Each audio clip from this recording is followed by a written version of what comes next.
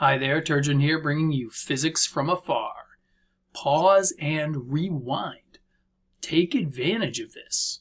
You can listen to this as many times as you want. For number 2, you got to think about constant velocity or acceleration.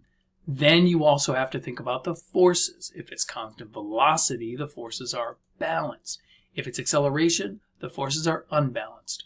Oh, look at this. The only constant velocity is y. During section X, it's speeding up. During section Z, it's slowing down. So I need a net force to the right here and a net force to the left here. So I'm going to look through my answer choices. Interval X, I need a net force to the right. The only one that has that is choice C. Choice C also has interval Y with balanced forces. It also has interval Z with a force to the left, which is going to slow it down nicely right here. So once again, this represents acceleration, constant velocity, and acceleration. This is speeding up. This is slowing down. If I'm going too fast, just rewind and listen again. Remember, I want you to go back to your original and use a different color. Go back to your original answer document, use a different color, and upgrade it. Don't delete things. I want to see what you did before and what you did after this. Look at this one. Read it carefully. Pause the video if you need to. But it clearly says 30 seconds and marks it. That's clearly constant speed during that region. I know. Ignore this though. They're saying at 30 seconds. So if it's constant speed and constant velocity, I need balanced forces. Choice C. This one's kind of tricky, but if you read it again, all it's asking you is, what are the forces doing for trial 1 and trial 5?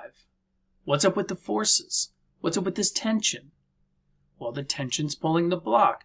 They both have acceleration, but there's more acceleration at trial 5, so I'm expecting more tension force at trial 5. Oh, look, choice B is the only one that has more tension force at trial 5. Which force diagram? Well, I need a net force.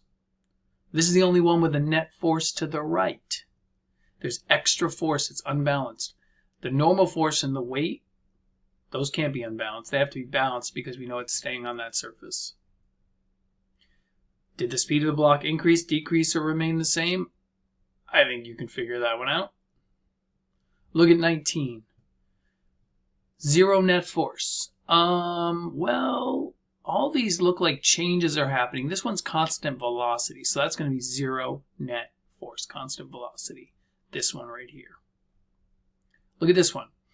Now, I'll walk you through the math, okay? You should notice this is asking about acceleration because we know it's going to speed up, which will change the velocity. So, okay, just think Newton's second law, acceleration.